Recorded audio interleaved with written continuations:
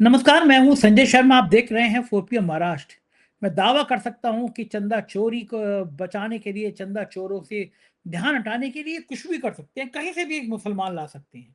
जौहर विश्वविद्यालय ले आए, लेकिन क्या चंदा चोरों को बचा लिया जाएगा?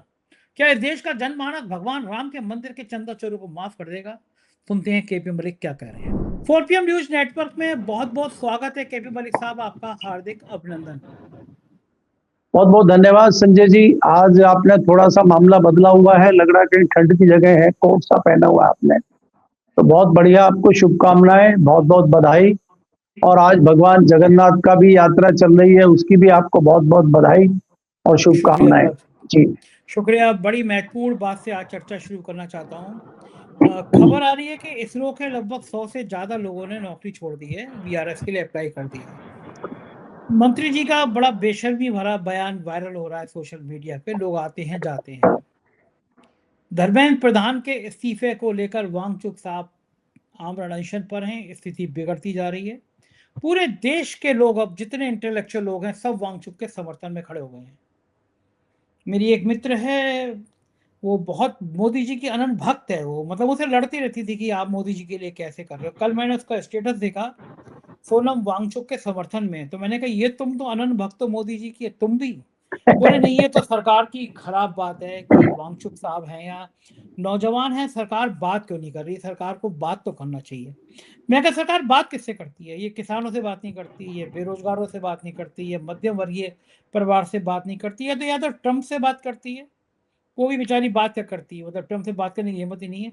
सिर्फ सरकार मेलोडी चॉकलेट खिलाती है, मेलोडी टॉफी खिलाती है दूसरे देश के प्रधानमंत्रियों को।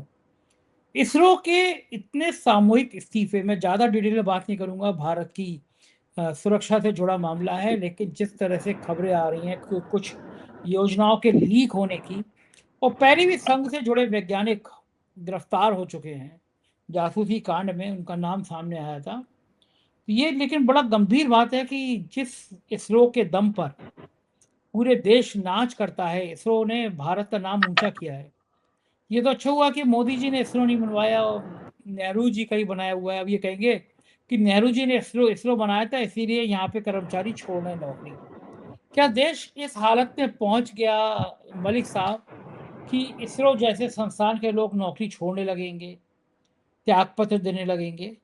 हम लोग एक खतरनाक मोड़ पर नहीं पहुंच गए हैं जहां पे इस तरह की व्यवस्थाएं, इस तरह की संस्थाएं खत्म हो रही हैं, टूट रही हैं? आपको क्या लगता है?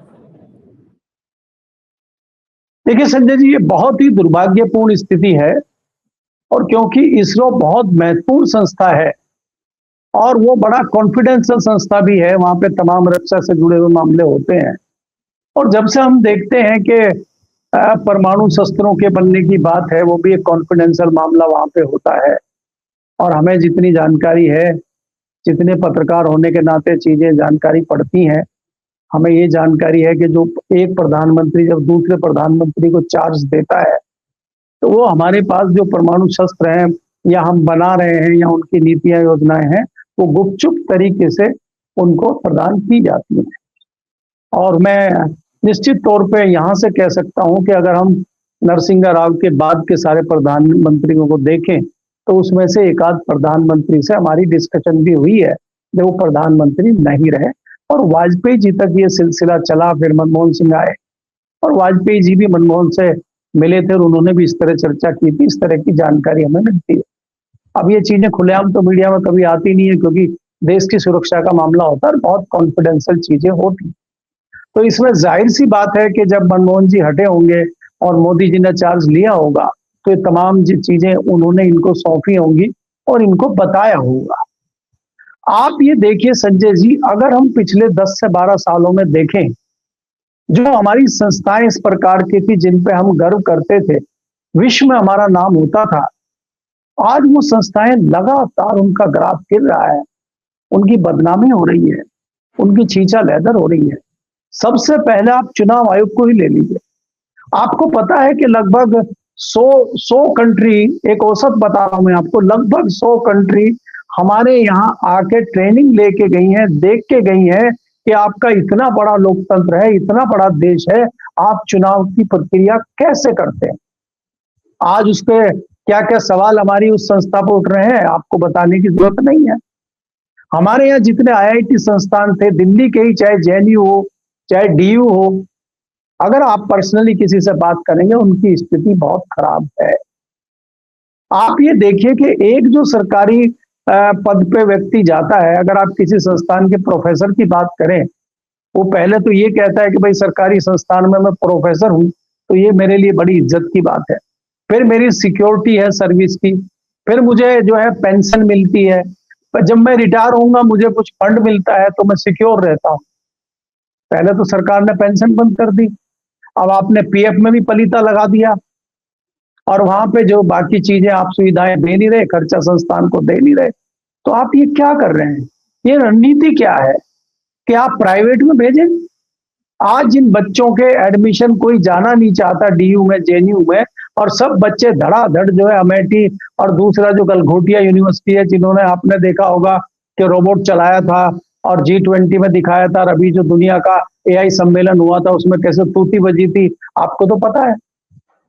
अब मैं अगर बात करता हूं इसरो की, इसरो इतना सम्मानित संस्थान था, वहां पे पढ़ने वाले बच्चे ये करते थे कि अगर कोई किसी का सिलेक्शन इसरो में हो गया तो उसके उसके परिवार के, उसके गांव के, उसके जिले का सम्मान बढ़ जाता।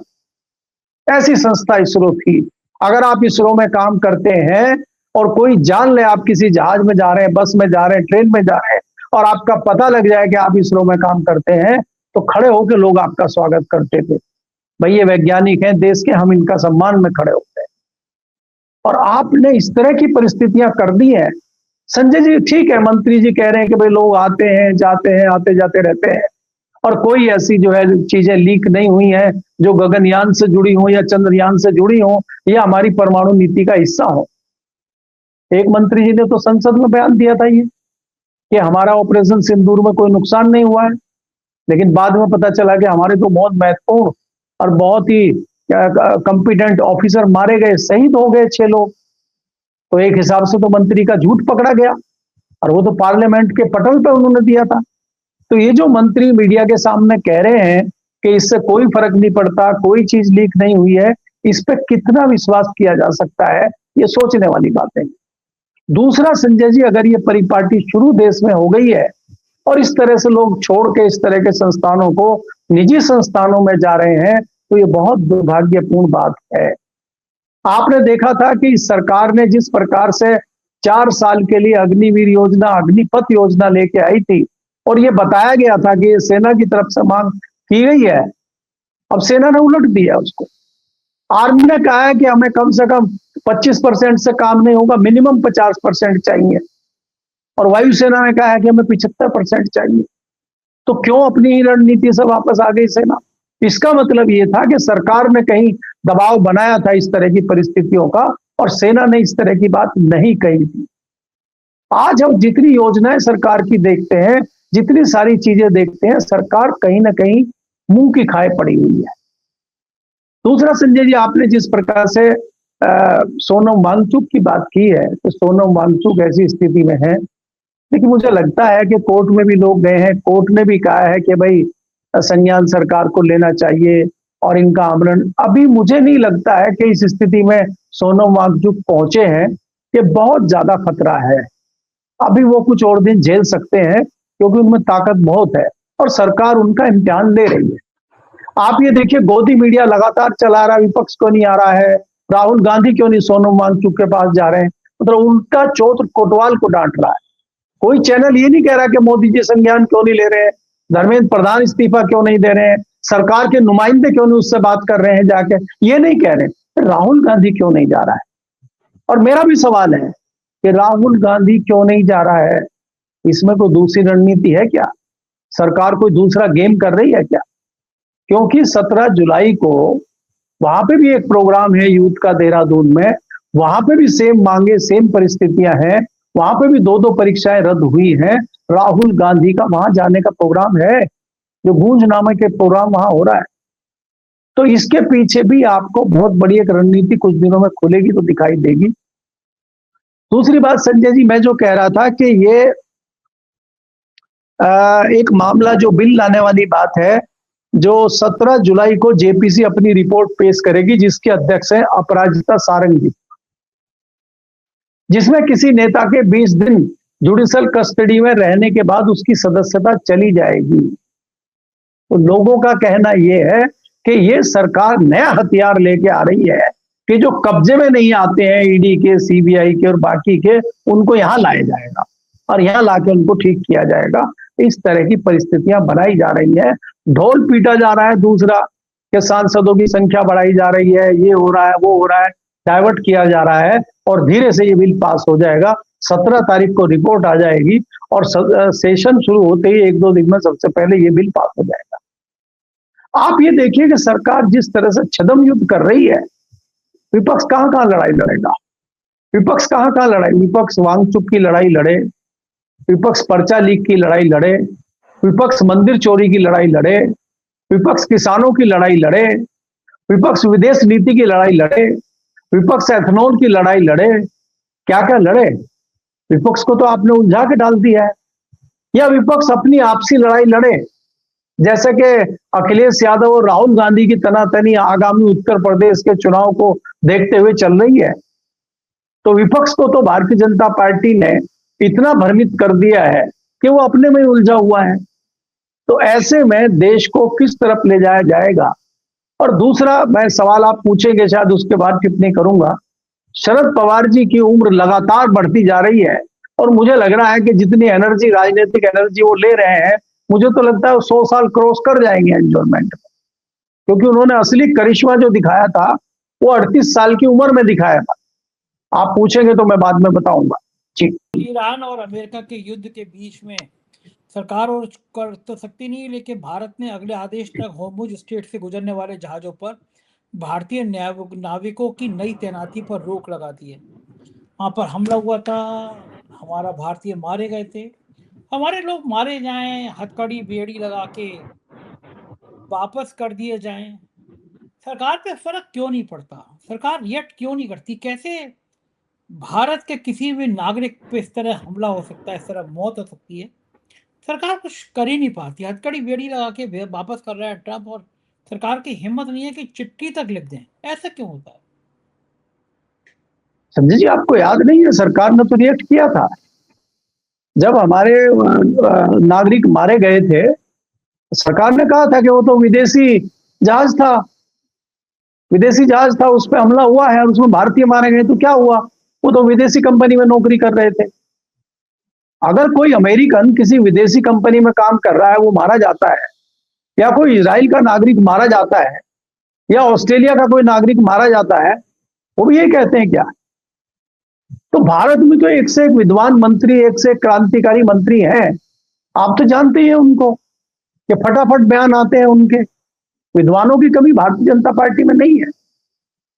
संजय जी, ये सरकार की बेशर्मी ही है जो इस तरह की चीजें ही निकल के आ रही हैं।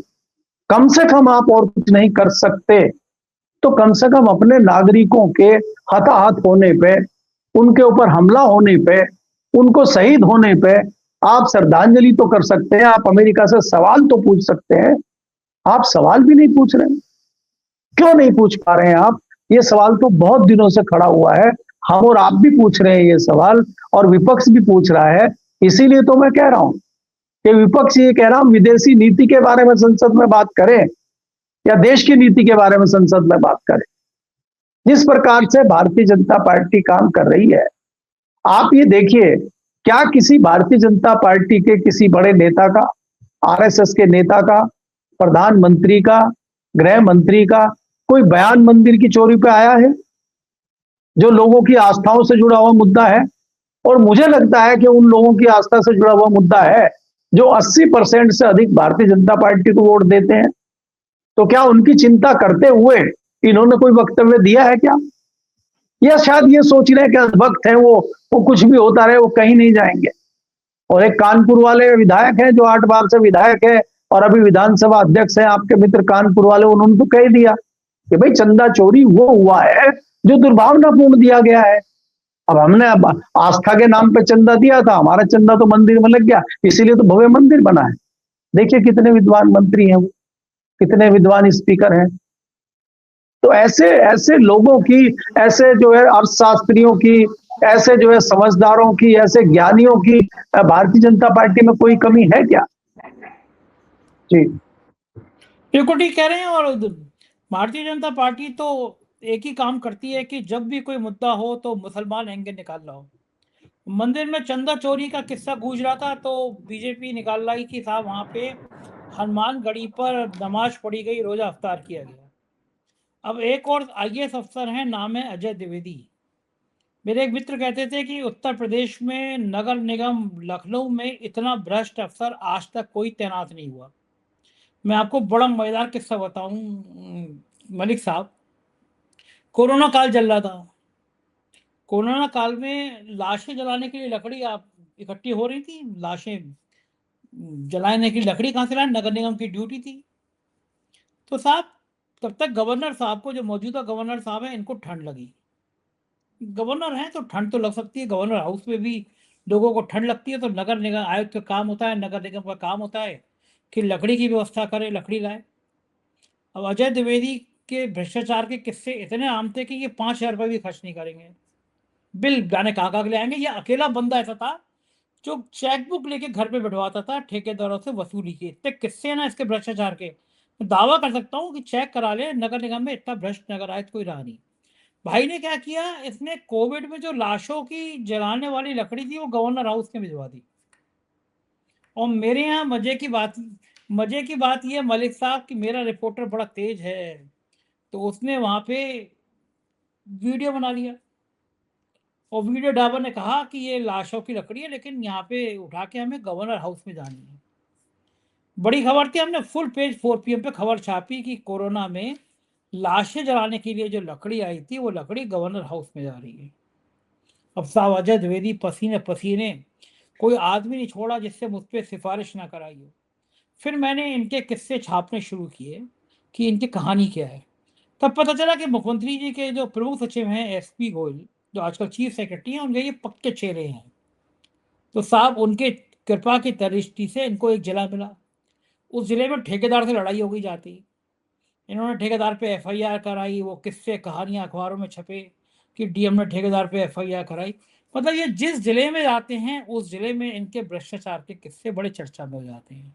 इन आईएएस अफसर की कहानी मैं इसलिए बता रहा हूँ कि इनकी फाइलें थोड़ी ठंडे बस्ते में लगा दी गई थी। एसपी गोयल की वजह से इनको रामपुर का डीएम बना दिया गया। अब इनको लगा कि चाहे अनुज चौधरी हो या अंजना कुमार हो, जो मुरादाबाद के कमिश्नर रहे थे, इनको अभयदान सिर्फ इसलिए मिलता है कि ये किसी मुसलमान को टारगेट कर लिए। तो साहब ने फरमान जारी कर दिया कि जौहर विश्वविद्यालय पे, आजम खाकी विश्वविद्यालय पे बुलडोजर चलाया जाएगा। अब जाहिर है कोई ऐसी बात कह देगा तो गोदी मीडिया के चैनल, आज तक जैसे चैनल, चंदा चोरी से जौहर विश्वविद्यालय में शिफ्ट हो जाएंगे। वही हुआ कि इन भ्रष्ट आईएएस अफसर ने जौहर विश्वविद्यालय पे बुलडोजर का अभियान चलाया। आज तक पे हिंदू मुसलमान की डिबेट शुरू हो गई और इन आईएएस अफसरों की भ्रष्टाचार की फाइल दबा दी गई। नेशनल चैनल पे भाई साहब बयान दे रहे हैं जौहर विश्वविद्यालय को। मेरा बड़ा सवाल यह है कि क्या उत्तर प्रदेश के आईएएस अफसरों को अब ये आवेदन मिल गया है, मुसलमान, आजम खान, इन सबको टारगेट करो, भ्रष्टाचार दबा दो? क्यों नहीं जांच हुई कि कोरोना काल की लाशों की लकड़ी जो गवर्नर के भिजवा रहा है, उससे धूर्त, उससे निकृष्ट आईएएस अफसर शायद ही कोई हो, जिसके डीएम के कार्यकाल में ठेकेदारों की ऐसी शिकायतें हो रही हों। उससे धूर्त आईएएस शायद ही कोई हो। वो धूर्त आईएएस अफसर रामपुर में बैठ के अब जौहर विश्वविद्यालय पे बुलडोजर की बात कर रहा है। अरे भैया, अगर जौहर विश्वविद्यालय गलत बना है तो उसको जय श्री राम कॉलेज बना दो, जय श्री राम विश्वविद्यालय बना दो। बुलडोजर को चलाओगे? करोड़ों रुपए की एक यूनिवर्सिटी है। क्या यूनिवर्सिटी में ये सिर्फ ये तय है कि मुसलमान बच्चे पढ़ेंगे? विश्वविद्यालय तो बन गया ना, खड़ा है ना विश्वविद्यालय, तो विश्वविद्यालय को हिंदू कर दो, जय श्री राम विश्वविद्यालय बना दो। बुलडोजर, क्योंकि बुलडोजर की बात कहोगे तो डीएम साहब और सरकार चर्चा में आएगी, गोदी मीडिया बात करेगा। कितनी नफरत, कितनी घिनौनी बात है। करोड़ों रुपए के विश्वविद्यालय पे जो सरकार स्कूल बंद कर रही है, जो सरकार हजारों स्कूलों को बंद कर रही है उत्तर प्रदेश में, वो विश्वविद्यालयों पे भी बुलडोजर चला रही है। और जब बात बुलडोजर चलाने की होगी, जमीन कब्जाने की होगी, तो लोग तो ये भी कह रहे हैं कि गोरखपुर के मठ के आसपास भी जमीनें बहुत बड़ी संख्या में खरीदी गई हैं। अगर रामपुर में बुलडोजर चलेगा तो कभी सरकार बदली तो बुलडोजर तो फिर गोरखपुर में भी चल सकता है। मलिक साहब, आपका क्या मानना है? देखिए संजय जी, अगर देखें वो खबर मैंने भी पढ़ी है जौहर यूनिवर्सिटी की, उसमें बताया गया है कि 40 भवन थे और 40 में से 38 जो है वो बिना परमिशन के बने हुए हैं। लगभग 10 साल होने जा रहे हैं योगी सरकार को, तो नींद खुली है इनकी अभी। क्या वो बिना इजाजत के बन गए थे? क्या वो बिना सरकार की परमिशन के बन गए थे? और जो उस समय सरकारी अधिकारी थे वो भ्रष्ट नहीं थे, आज वाले भ्रष्ट हैं, तो बिना उनके कैसे वो बन गए? बात यह है कि आपने जो बात पकड़ी है वो बिल्कुल सही है कि बाबा की नजरों में कैसे आना है, प्रशासन की नजरों में कैसे आना है। हमें ये कुछ क्रांतिकारी कदम दिखाने पड़ेंगे। जो कई सारे अधिकारी, कई सारे अफसरों को आप देखते हैं, और उसमें आपने अनुज चौधरी का नाम लिया ही है कि वो वर्दी पहन के और गदा कंधे पे रख के चल रहे हैं, और रिवॉल्वर तो है नहीं उनके पास, वो गदा लेके चल रहे हैं हनुमान जी की। क्योंकि जो गदा हनुमान जी की काम करेगी वो रिवॉल्वर काम नहीं कर सकता, ना कानून काम कर सकता, गदा कर दे। ये एक नई परिपाटी शुरू हो गई है उत्तर प्रदेश में। और संजय जी, अगर आप बारीकी से जांच करेंगे, ये आप 5 साल पुरानी करप्शन की बात बता रहे हैं, अगर आप ताजा सर्वे कराएंगे, ताजा कोई अगर आप रिपोर्ट ढूंढने जाएंगे, आपको कोई एक ऐसी जगह नहीं मिलेगी जहां भ्रष्टाचार ना हो। आज ही मैंने एक रिपोर्ट पढ़ी हुई है, नंगा भ्रष्टाचार चल रहा है राजस्थान जैसी जगहों में। उत्तर प्रदेश में कई गौशालाओं में गाय भूखी मर रही, खाने का चारा नहीं है उनको, इतनी गर्मी में पीने को पानी नहीं है, और जितना बजट सरकारी आता है, जितना चंदा आता है, वो सब हजम अधिकारी और अफसर कर ले रहे हैं, और जो नीचे के बचे लुटेरे वो लूट ले रहे हैं। भाई आप ये देखिए, जो मंदिर को लूट सकते हैं तो वो गौशाला को, वो किसी संस्थान को, वो किसी दूसरों को छोड़ेंगे? पुलिस में जितना भ्रष्टाचार है, इतना भ्रष्टाचार कभी नहीं हुआ। आप किसी स्थानीय व्यक्ति से पूछिए, आपके अगर कोई निजी दोस्त सरकार में हो, आप उनसे पूछिए। कई हमारे मित्र हैं पुलिस में ही, वही बताते हैं, वो खुलेआम तो बता नहीं सकते, लेकिन वही बताते हैं कि ऐसा अन्याय हमने कभी देखा नहीं। जहां 10 रुपए की रिश्वत मिलती थी वहां 100 रुपए रेट हो गया सीधा। जहां 1 लाख का रेट था वहां 10 लाख हो गया, जहां 10 लाख का रेट था वहां 1 करोड़ का रेट, और पोस्टिंग आपकी उसी आधार पर हो रही है। खुलेआम लूट मची हुई है। क्योंकि मुझे ये लग रहा है कि ये समझ चुके हैं कि जब हमारी विदाई होगी तो वो विदाई परमानेंट होगी, इसलिए जो कर सकते हो करो, कोई पूछने वाला नहीं है। और उसमें अधिकारी भी पीछे नहीं है, क्योंकि अधिकारी भी जान रहे हैं कि हमारी नौकरी तो जानी है, तो इतना इकट्ठा कर लिया जाए, जितना नौकरी जाए तो कोई चिंता ना हो। ये विचार सोचते हुए शायद लोग लगे हुए हैं। संजय जी, चाहे दिल्ली हो चाहे यूपी हो, हम तो जहां भी जाते हैं, जितने भी लोगों से बात होती है, हर जगह लूट मची हुई है। पता नहीं देश में कैसा माहौल बन गया है। और आज आप ये देखिए कि देश में आप यूनिवर्सिटी तोड़ें, आप संस्थान बंद करें, आप शिक्षा संस्थानों की बात करें तो इतना बुरा हाल है। आप निजी शिक्षा संस्थानों की बात कर रहे हैं और सरकारी शिक्षा संस्थानों को आप धीरे धीरे बंद करते जा रहे हैं। आप मंदिर बनाए जा रहे हैं, धार्मिक संस्थान बनाए जा रहे हैं, और आप जो है शिक्षा संस्थानों पे, किसी इंस्टीट्यूट पर बिल्कुल ध्यान नहीं दे रहे हैं। तो हमारा जो युवा वर्ग है ये कहां जाएगा? ये क्या करेगा? इन युवाओं का क्या होगा? इसकी चिंता सरकार को है क्या? या वास्तव में जो चंद लोग कहते हैं कि आप जो है वही पुराना जमाना लाना चाहते हैं जिसमें जो है सिर्फ राजा होगा और प्रजा होगी, और राजा ने कहा ये रात है तो सब ने कहा ये रात है, और ये दोपहर की बात है, क्योंकि कहने वालों को पता ही नहीं है क्या फर्क होता है। थोड़े दिनों में कहीं ऐसा तो नहीं हो जाएगा किसान। राजा ने कहा रात है, रानी ने कहा रात है, मंत्री ने कहा रात है, संतरी ने कहा रात है, ये सुबह सुबह की बात है। गोंडवी साहब सुबह नहीं, चलिए संजय जी, आपने थोड़ा बारीकी से कह दिया। हम जाट आदमी, हम थोड़ा मोटी बुद्धि के मोटे तरीके से कहते हैं, और हम इससे आगे की बात भी कह रहे हैं कि कहीं ऐसा तो नहीं हो जाएगा कि किसान की जमीन चली जाए, किसान की फसल चली जाए, किसान को एमएसपी ना मिले, और थोड़े दिनों में कह लगे कि मोदी नामक भगवान ने हमें 6,000 रुपया दे दिया है, हमारे लिए मोदी जी भगवान है, अब हमें और कुछ नहीं चाहिए। ठीक और बात। बाकी लोग जो बच गए वो 5 किलो राशन के हैं कि मोदी भगवान है, हमें 5 किलो राशन दे रहे हैं, हमारे ऊपर उनकी कृपा है। और इतनी कृपा है कि मुझे नहीं लगता कि हमारी 7 पुश्तें इस कृपा को हटा पाएंगी। तो ये तो नहीं बिल्कुल हो ठीक है। जाएगा आने वाले टाइम में। हम इसी में दबे रहें और इसी में कृपा में करके हम जो है कहें कि हम तो चाहे 500 रुपए लीटर पेट्रोल हो जाए, वोट तो मोदी जी को ही देंगे। तो भैया यही 5 होगा। किलो राशन चलता रहे और 6,000 रुपए किसानों को मिलता रहे, तो बम बम मोदी जी का चलता रहेगा। कोई जरूरत नहीं है किसी शिक्षा संस्थान की, किसी इसरो की, किसी यूनिवर्सिटी की, किसी जो है जौहर यूनिवर्सिटी की तो कतई जरूरत नहीं है यहाँ। जी बिल्कुल ठीक कह रहे हैं मलिक साहब, हालात देश के दुर्भाग्यशाली हैं और यही हैं। बहुत बहुत शुक्रिया, आपने समय दिया। ये थे केपी मलिक जी। और बताइए, मैं फिर डंके की चोट कह रहा हूँ, उत्तर प्रदेश का सबसे भ्रष्ट अफसरों में शामिल है अजय द्विवेदी, जो रामपुर का डीएम है, जो कोरोना की लाशों को गवर्नर हाउस में अलाव जलाने के लिए भेज दे। उससे भ्रष्ट अफसर कौन होगा? अब वो रामपुर में बैठ के कह रहा है कि जौहर विश्वविद्यालय पे मैं बुलडोजर चला दूंगा, जिससे उसके करप्शन की फाइलें दबा दी जाए।